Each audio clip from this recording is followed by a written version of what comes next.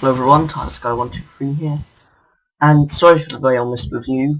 They're usually up Saturday or Sunday, but this time it's been held back to Wednesday. Now there is a good reason for that. As most of you know, the Web of Fear DVD came out this week.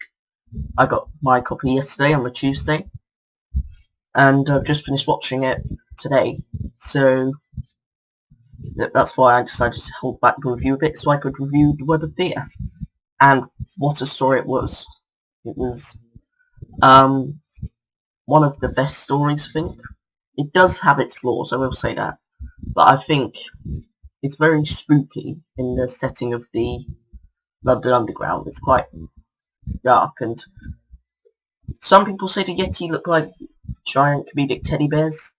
Now, in the Abominable Snowmen, they don't look as good, but in this, when they're covered up by the darkness in the London Underground, they are great. And actually in the scenes above ground they are great too, because they've got a new design for this one. So yeah, I'll say that about this. This is also the first appearance of Colonel Lethbridge Stewart, later known as the Brigadier. And it's quite interesting in this story how easily he accepts the idea of time travel and whatnot.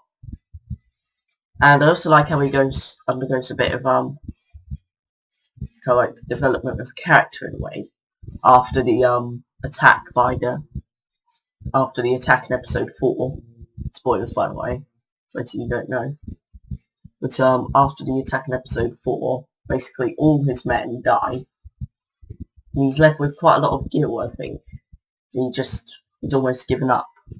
There is a point where you think that, but it doesn't take too long for him to get back into it.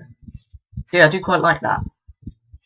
Brings a nice bit of human nature into it, I guess. And also, there are quite a lot of characters here. There are quite a lot of army characters, because this is basically the formation of unit in a way. After this, because of the Yeti attack and whatnot, they've set up a unit. So yeah, so you got the Colonel. You've got Evans, who's kind of like a bit of a coward, and he does often try to give up on the characters, and you think, what's wrong with you? So it's clear right from the start he doesn't want to be there. He says he's just the driver and whatnot. There is kind of like that idea of why did he join the army in the first place? Yeah, he's a driver, but surely he got to expect to do some work and get ordered around by his superiors. No, he's trying to abandon everyone and whatnot. But he's funny at times, but other times he can be a bit annoying. The same with Chorley, really. I'm not sure what exactly. Now this is kind of one of my flaws, really. Evans isn't really a flaw, because it's just, well, he does annoy you sometimes. He kind of like provides a lesson, I guess it's saying. It just provides an interesting character to push the story along. Now Chorley, he disappears during parts 4 and 5 for no reason, really. And his character's never fully explained, once again. Why did he lock them in the room and whatnot? It's just, it does get a bit silly at times, I think, with that. But yeah, I'd say, yeah.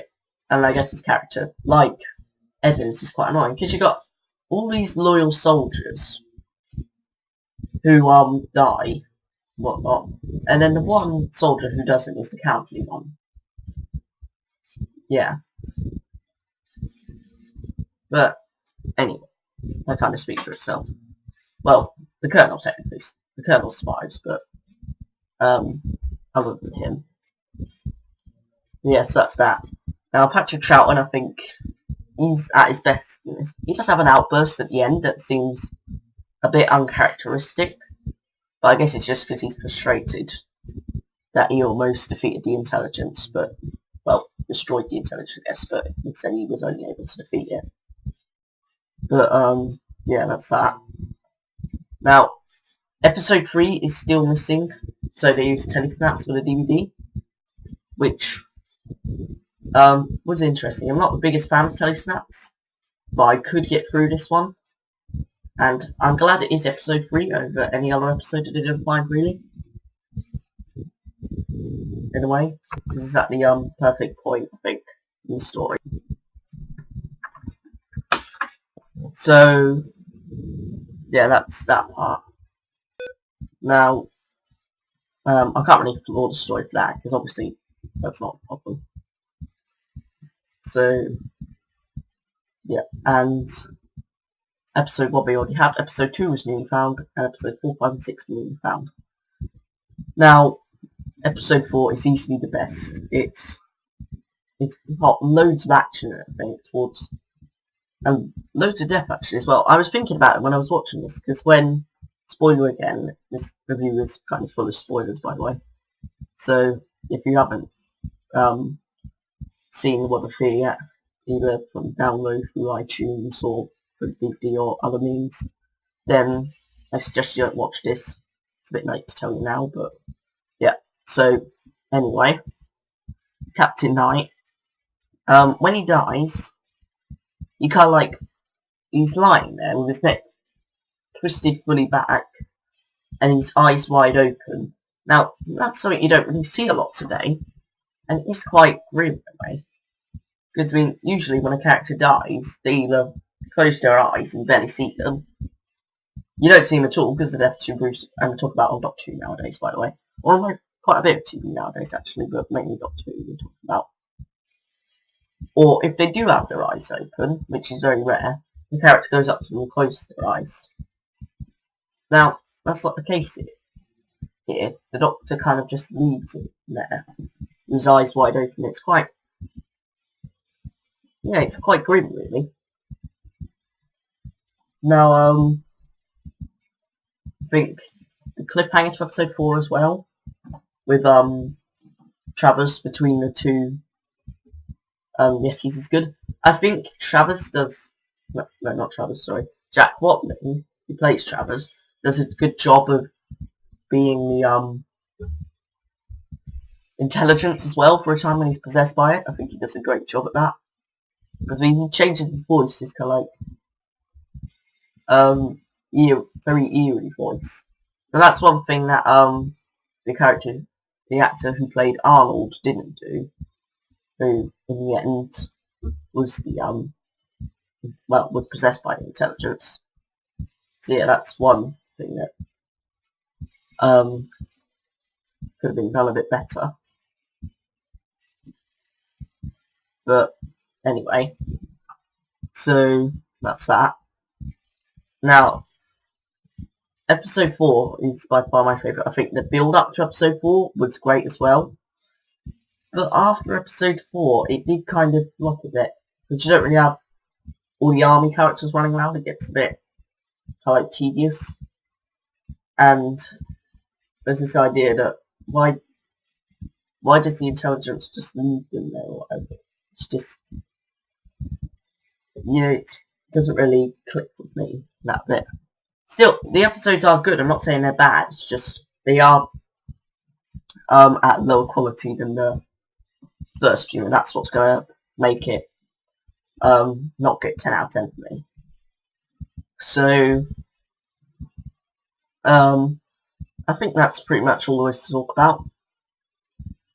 As a child, I can imagine this being up to the fear level of Tomb of the Cybermen. I think at my age now, I'm not really as scared of it as I was, as I would have been if I was younger when it was found. But still, I think it's an iconic episode. I mean, you got the first appearance of the Brigadier, or here, the Colonel. And yeah, it's just definitely a great episode, I think. Definitely the highlight of the find, despite Enemy of the World being the one that's complete. I think this is the better story.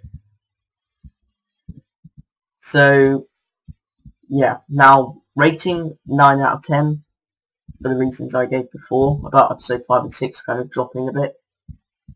But overall, it is an amazing episode. If you haven't got the DVD yet, or got it from iTunes, then I really recommend you should get it, because it's amazing. That's it. Thank you for watching, everyone. Let me know what you think of this episode below. And, yeah, I think that's all, really. Next review will be on Saturday. It will return to normal. Not sure what the review's going to be. Usually decide that not long before. But, yeah, thanks for watching. Thank you for waiting for this review. And I'll see you on Saturday. Bye, everyone.